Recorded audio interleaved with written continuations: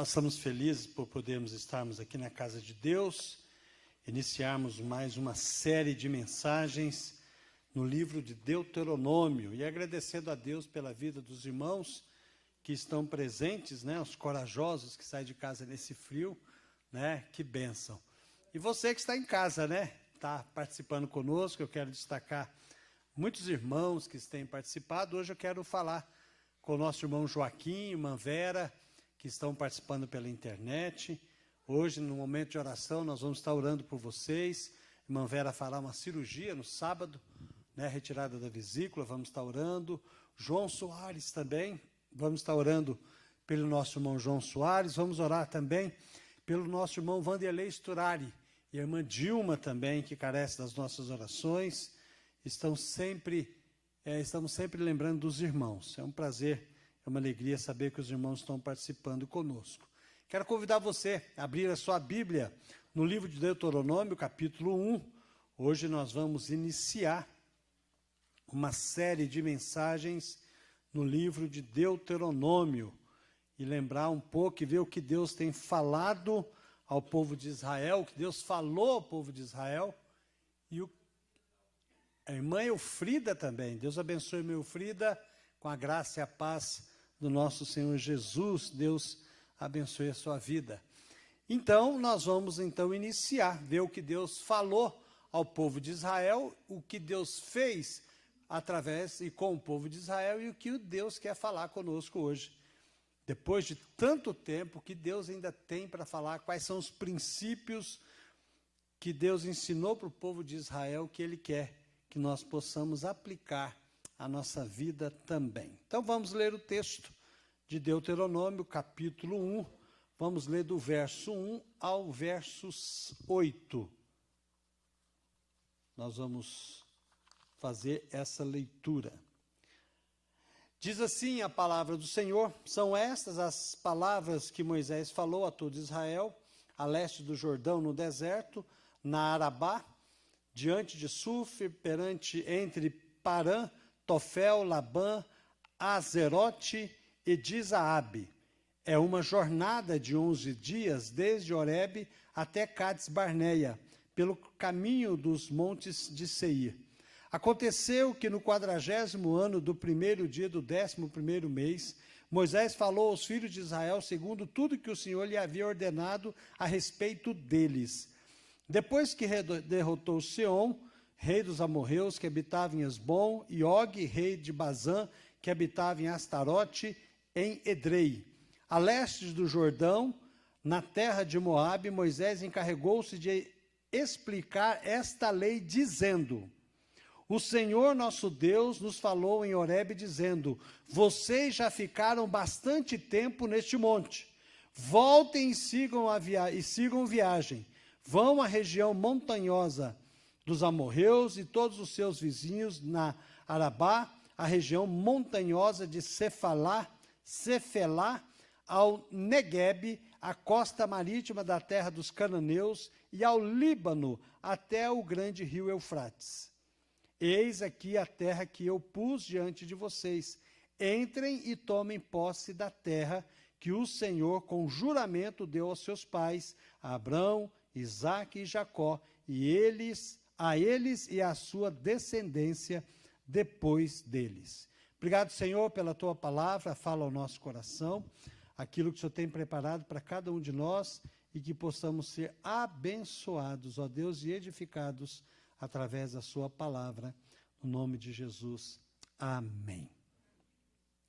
Quando você lê o capítulo 1, o capítulo 2, o capítulo 3, Moisés está lembrando, porque na verdade Deuteronômio, ele é um compilado de 3 mensagens, alguns falam sermões, outros falam que é um posicionamento de Moisés para o povo de Israel, mas são 3 sermões que Moisés entrega ao povo de Israel, porque ele está preparando para morrer.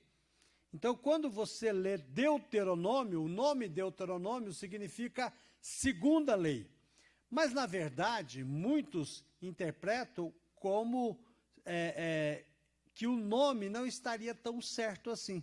porque, na verdade, Deus está repetindo a mesma lei para uma nova geração de gente, do povo de Israel. Agora, ninguém aqui mais é daquele povo que saiu do Egito, porque aquele povo que saiu do Egito, daquela turma, só ficou 3. Quem lembra? Moisés, Caleb, Josué. Moisés, Caleb e Josué. E é interessante nós notarmos o porquê de tudo isso, né? Quando você abre lá no livro de Números, no capítulo 14, e também, que você vai ver também em Êxodo também, o que aconteceu, você vê que quando o povo sai de Israel, o povo começa a se rebelar contra Deus. Que tipo de gente é esse pessoal? Esse pessoal do povo de Israel é um povo bruto. É um povo que não tem lei. É um povo que não tem medida em suas ações. Deus chama esse povo e tira esse povo, e ele vai educar esse povo. A base da educação são os 10 mandamentos. E Deus começa, então, a trabalhar com esse povo. Tanto que você, quando você lê o Pentateuco, que você vai ler, Deus fala para eles o seguinte: quando vocês forem entrar em Canaã, vocês não podem fazer o que o povo do Egito fazia e nem o que o povo de Canaã faz. Vocês vão seguir aquilo que eu ensinar para vocês. É por isso que quando eles vão entrar em Canaã, eles têm que expulsar todo mundo de lá. Porque Deus não quer que eles sejam influenciados pela má conduta, cultura e deuses daquela região. Por isso que todo mundo tem que sair de lá. Ele expulsa e muitas vezes vai matar muita gente. Aí Deus vai falar o seguinte para ele em Levítico: Deus fala assim: olha, quando vocês entrarem em Canaã, vocês não se deitem com a sua neta como se fosse a sua mulher. Ela é sua neta. Ela é filha do seu filho. Era isso que eles faziam. Era isso que Canaã fazia, o povo de Canaã, e era isso que o povo do Egito fazia. Não deu seu filho em sacrifício ao deus Moloque. Moloque era um deus que tinha mãos de bronze, e as mãos dele eram oco. Eles colocavam brasa dentro da mão, e aquilo ficava na chapa quente. Eles colocavam as crianças nuas em cima daquela chapa, para que elas morressem assadas. E as pessoas tocavam um tambor muito alto, sabe para quê?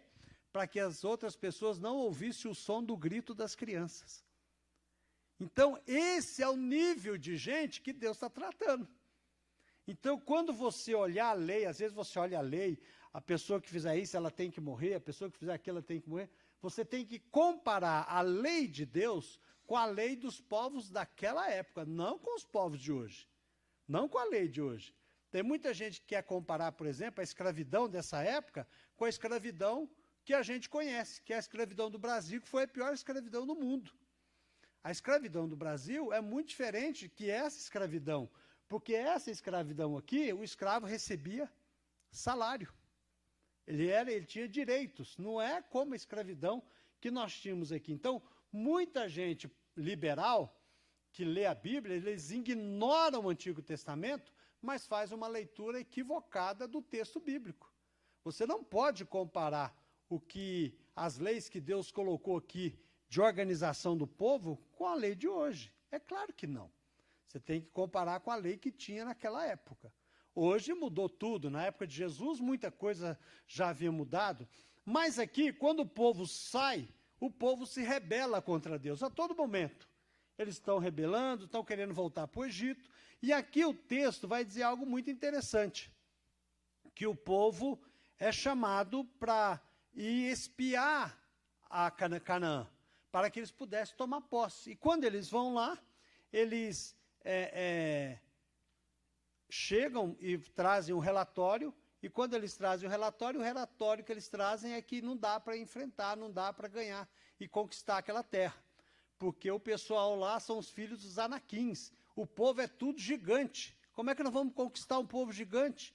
O povo lá é muito, as fortalezas é muito grande, nós não vamos conseguir. E então, quando o povo começa a reclamar, a dizer, e o povo vai dizer algo muito interessante. Quem dera tivéssemos morrido na terra do Egito, lá em Números 14, a partir do verso 2. Quem dera tivéssemos morrido na terra do Egito, ou mesmo neste deserto. Porque o Senhor nos trouxe a essa terra para cairmos à espada e para que as nossas mulheres e nossas crianças sejam por presa, não seria melhor voltarmos para o Egito? Diziam uns para os outros, vamos escolher um chefe e voltemos para o Egito. E aí então Moisés fica abatido.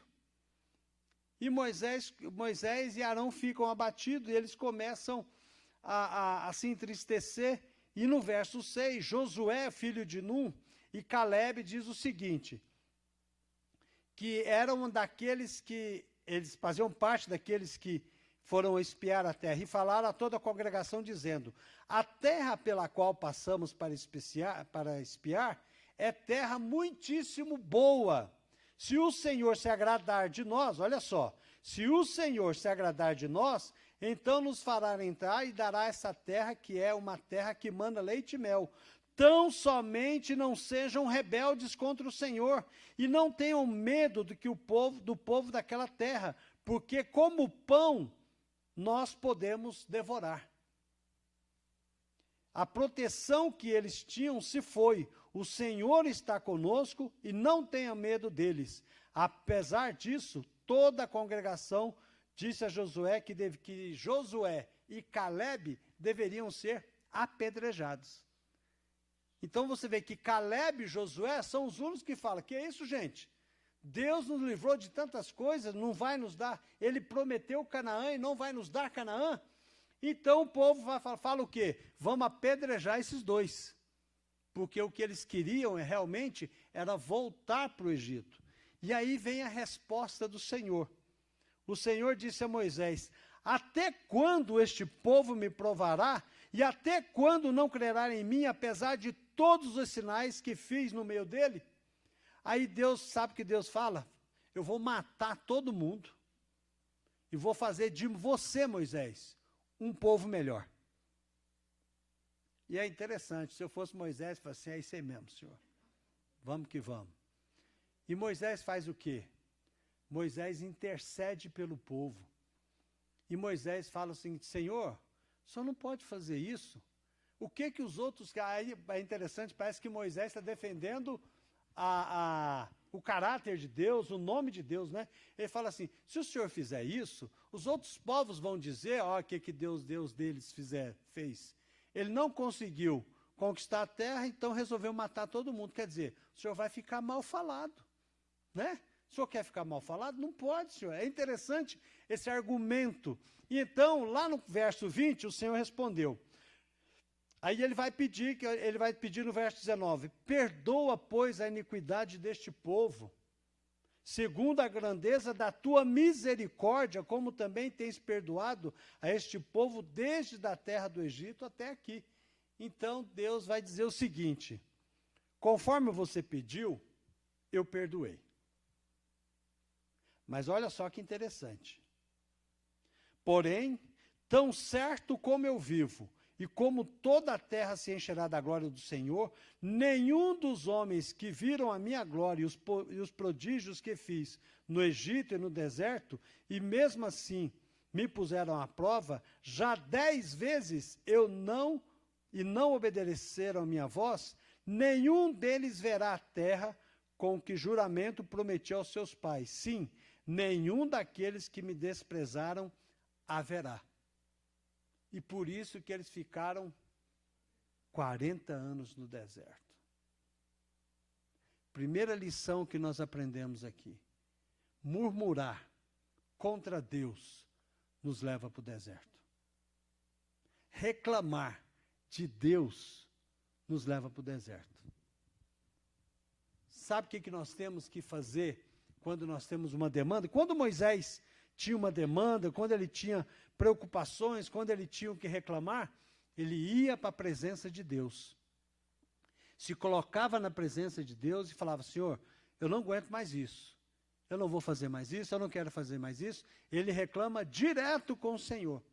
Ele não fica falando pelos cantos da parede, ou da tenda, né? Pelos cantos da tenda. Ele fala diretamente com o Senhor. Mas quando uma pessoa resmunga contra Deus, e não reconhece, não é obediente a Deus, sabe o que Deus permite para ela? O deserto. Porque lá ela vai aprender. E foi o que esse povo aprendeu. É interessante, Deus perdoa. Ele falou aqui no texto, perdoei. Eu perdoo o pecado deles. Mas eles não vão entrar na terra. Então Deus não perdoou? Perdoou. É que pecado perdoado não significa que não tem consequência. Quando nós cometemos pecados, e mesmo que Deus nos perdoa, nós temos que enfrentar as consequências. Basta olhar, por exemplo, para Davi. Deus perdoou o pecado de Davi, mas ele em toda a sua vida teve consequência do pecado que ele cometeu. Então nós precisamos aprender com o povo de Israel, e a primeira coisa que nós aprendemos aqui é que nós não podemos, de forma alguma, nos rebelarmos contra o Senhor. Nós podemos questionar, podemos reclamar para Deus, isso nós podemos. Podemos chorar com Deus e até discutir com Deus, mas nós não podemos nos rebelar contra o Senhor. Porque aquele que se rebela contra Deus, sobra para ele apenas o deserto. Amém? Mas nós aprendemos aqui 3 lições importantíssimas. E a primeira delas é o fim de um ciclo. O texto que nós lemos, o verso 6, diz, vocês já ficaram bastante tempo neste monte. O povo já estava muito tempo naquele monte e precisava, então, se posicionar e começar a preparar para voltar para Canaã e conquistar Canaã. Então Deus vai dizer para eles, olha, chegou o fim da comodidade, agora não dá mais, agora vocês vão sair daqui e vocês precisam se prepararem para que nós possamos então seguir viagem e conquistar Canaã. E aqui é interessante, porque o Senhor nos ensina algo precioso que ensinou aquele povo, que eles precisavam levantar acampamento e seguir viagem e voltar e então conquistar Canaã, porque chegou o momento então que toda aquela geração que foi rebelde contra o Senhor, morreu todo aquele povo, somente ficou Moisés, Calebe e Josué, para que pudessem então entrar na terra prometida, salvo que Moisés não entraria também, por causa do seu pecado também. Deus não permitiu que ele entrasse. Mas nós aprendemos aqui também que nós precisamos, assim como aquele povo, compreender que Deus tem para nós também uma jornada. Deus tem para mim, Deus tem para você uma jornada, seja ela física, seja ela emocional, seja ela espiritual, seja ela profissional, em qualquer área da nossa vida, Deus quer que a gente sempre continue avançando, crescendo sempre, para que nós possamos ser abençoados da mesma forma que Deus prometeu abençoar este povo. E aqui nós precisamos compreender também que aquele povo foi chamado a sair de uma situação que eles estavam até confortável. Bom, nós não conquistamos Canaã, mas a gente está aqui no monte já há 40 anos, já firmamos raízes aqui, né, vamos dizer assim, já preparamos tudo, então nós vamos sair daqui e para quê? Vamos ficar por aqui, vamos ficar concordando um com o outro, a gente vai levando a nossa vida aqui, e na verdade Deus disse que não. Eles tinham que levantar e tinham que avançar, porque aquele ciclo terminou, aquele ciclo de ficar ali esperando terminou, era a hora deles avançarem e conquistar aquilo que Deus havia prometido. A segunda lição, o segundo ponto que nós estamos aqui, é que Deus chama o povo à ação. Veja só o que diz o verso 7, voltem e sigam, vão à região montanhosa dos amorreus e todos os seus vizinhos na Arabá, na região montanhosa, a Cefelá, a Neguebe, a costa marítima, terra dos cananeus, e ao Líbano, até o grande rio Eufrates. É interessante que Deus manda esse povo seguir viagem. E duas questões importantíssimas de Deus aqui. A iniciativa de Deus. É Deus quem dá a ordem para eles partirem. Ele não nos abandona, ele não abandona o povo na estagnação, mas ele impulsiona o povo de Israel a seguir em frente. Então Deus sempre motiva o seu povo a avançar, a crescer. Deus sempre motiva, Deus olha para você, obrigado, querido. Deus olha para você, Deus olha para mim e vê a nossa vida e Ele quer que a gente possa crescer cada vez mais. Por isso que é importante nós estarmos guiados, sermos guiados pela palavra de Deus. E o povo de Israel aqui era um povo que estava sendo diretamente guiado e governado por Deus. E Deus vai dizer para esse povo, chegou a hora de vocês irem, tem que sair de onde você está e avançar. E o segundo ponto importante é a direção de Deus. É interessante que quando Abraão é chamado para uma terra que Deus ainda ia mostrar, Deus não fala para ele onde é. Deus só fala para ele assim, vai no caminho, eu vou te mostrar. E aqui não. Aqui Deus já está dando a direção. Olha, tem algo para você conquistar e você tem que ir. Ele manda eles irem para aquela região e isso nos ensina que Deus nos dá a direção específica para viver dentro da vontade dEle. Ele sabe exatamente do que nós precisamos e Ele está disposto a levar nós para o centro da sua vontade e Ele nos dá todas as condições necessárias para que nós possamos avançar. Por isso, irmãos, que nós aprendemos que o povo de Israel tinha que ter duas coisas, que eu e você precisamos ter: fé nas promessas de Deus e obediência às suas ordenanças. O texto nos mostra isso. Temos que confiar nas promessas de Deus. A ordem de partir está ligada a uma promessa. Deus fala, entrem e tomem posse da terra. O que significa entrem? Significa, espiritualmente, deixar os velhos hábitos, os velhos pecados, a incredulidade, o comodismo espiritual. Aquele povo, naquela época, tinha muita coisa para abandonar. Você já fez mudança? Já mudou? Já mudou de casa? Já pensou quando você foi mudar? Você deve ter separado umas 5 caixas que você joga fora, né? Roupa velha, né? Móveis velhos, com um monte de coisa, né? Um dia desses, se nós fomos fazer um cata lá em casa lá, dá para fazer um culto de fogueira, assim, tanta coisa que tinha, né? Que a gente foi desfazendo de tantas coisas. E às vezes você precisa fazer isso. Com certeza o povo de Israel teve que abandonar muitas coisas, e a Bíblia nos ensina isso, que nós precisamos abandonar. Espiritualmente falando, nós temos que deixar muitas coisas para trás para que a gente possa avançar no propósito que Deus tem para nós. Às vezes nós pensamos, puxa vida, eu tenho que mudar as coisas, porque a nossa vida, Paulo nos ensina que a nossa salvação, ela tem que estar em constante avanço. Paulo fala uma palavra,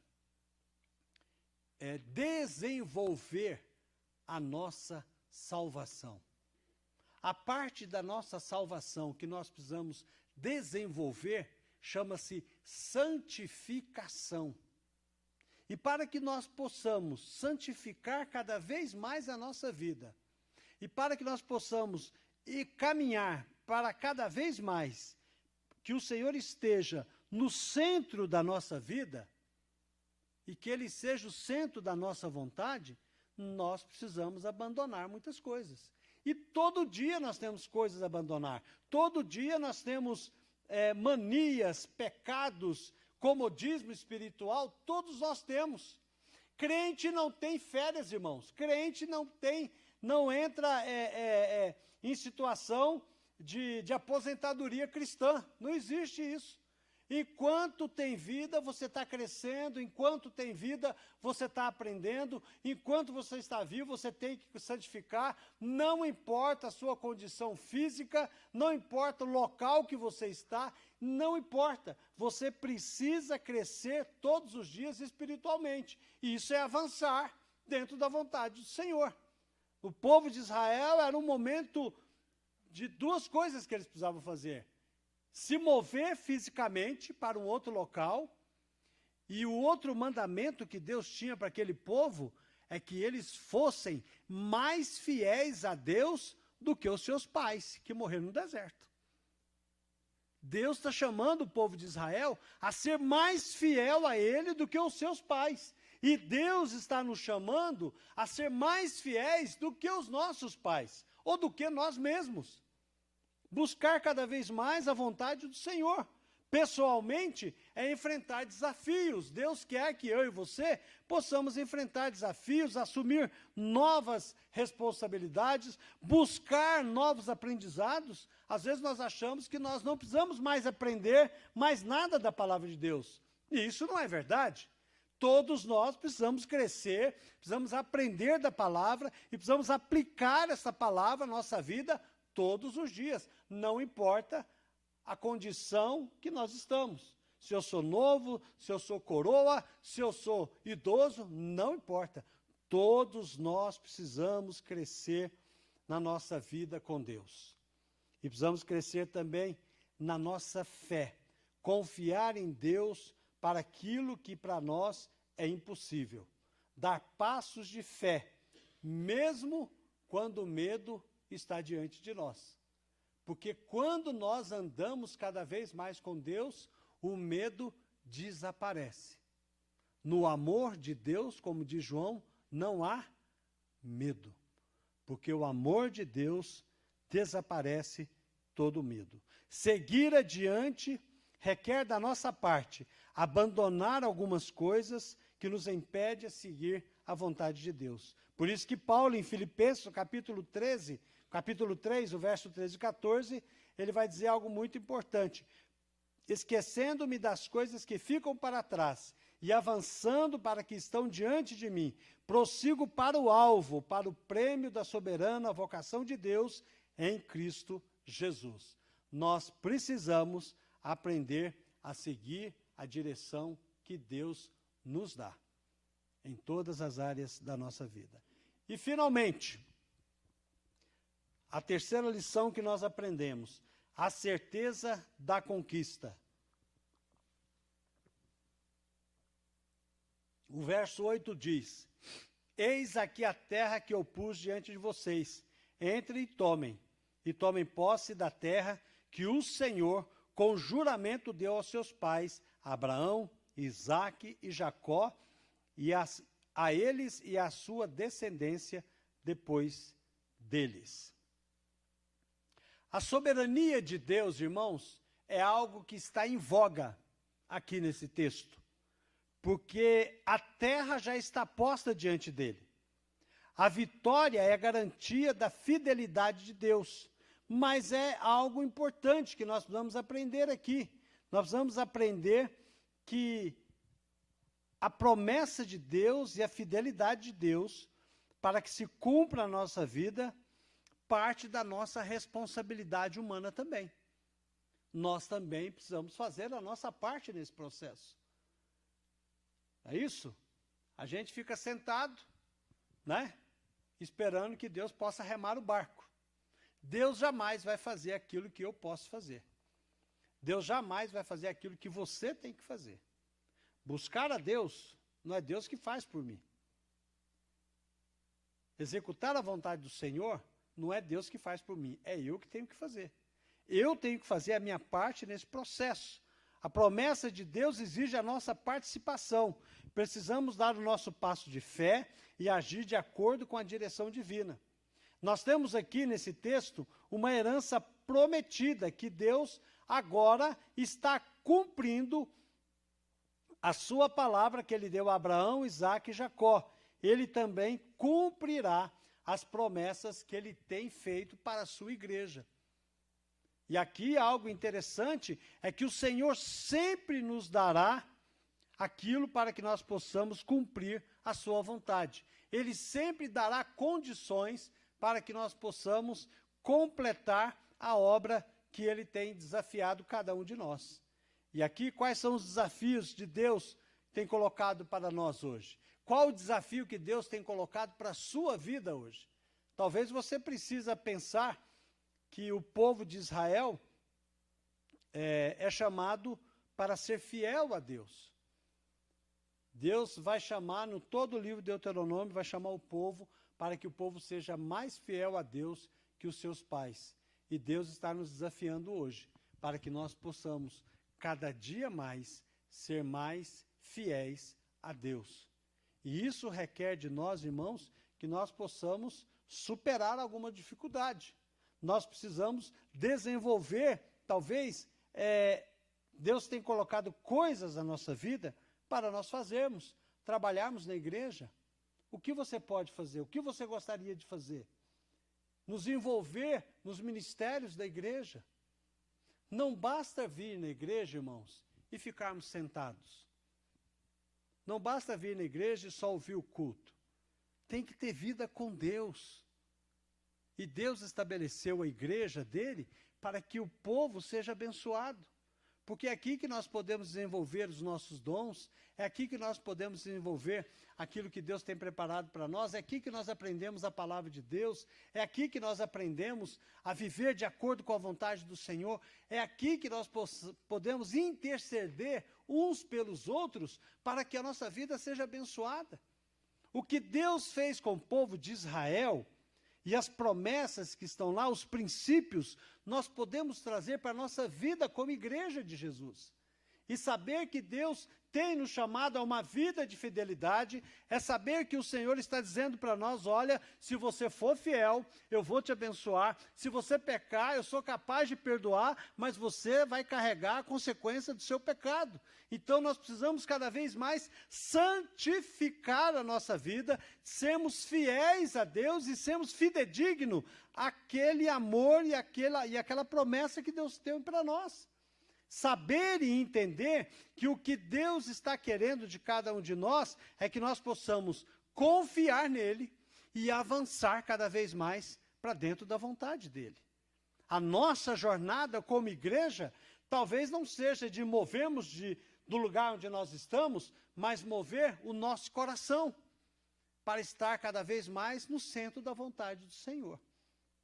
O livro de Deuteronômio vai falar exatamente sobre o amor de Deus, vai falar sobre a fidelidade do povo que é requerida e vai falar também daquilo que Deus tem preparado para o povo dele naquela época e, logicamente, que Deus já tem preparado para a igreja de Jesus.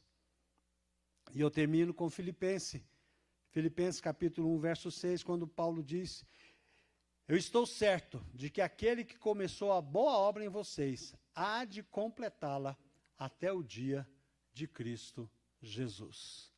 Que Deus nos abençoe nessa caminhada no livro de Deuteronômio e que eu e você possamos aprender com o povo de Israel. Em primeiro lugar, a não sermos rebeldes contra o Senhor. E em segundo lugar, aprender que diante de nós, como o livro de Deuteronômio vai dizer, Deus coloca bênção e vida, morte e maldição. É a nossa escolha estar dentro da vontade de Deus. E que possamos seguir o conselho que Deus dá ao povo de Israel. Andem na bênção, escolham a bênção e escolham a vida, para que vocês sejam abençoados. Amém? Vamos fechar os nossos olhos. Senhor, em nome de Jesus, nós te agradecemos por esse tempo, por essa palavra, ó Deus, e que nós possamos aprender com o povo de Israel que se formos fiéis ao Senhor e andarmos os seus caminhos, o Senhor tem bênçãos e tem promessas para nós.